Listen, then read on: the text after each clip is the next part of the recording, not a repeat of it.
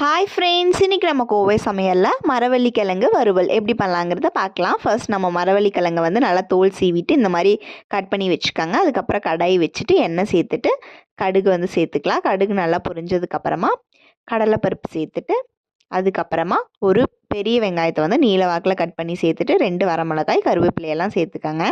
இப்போ நம்ம கட் பண்ணி வச்சுருக்கக்கூடிய மரவள்ளி கிழங்கை வந்து உள்ளே சேர்த்துட்டு நல்லா வந்து கலக்கி விட்டுக்கலாம். இப்போ மஞ்சத்தூள், தேவையான அளவு உப்பு, இப்போ நல்லா வந்து கிளறி விட்டுக்கோங்க.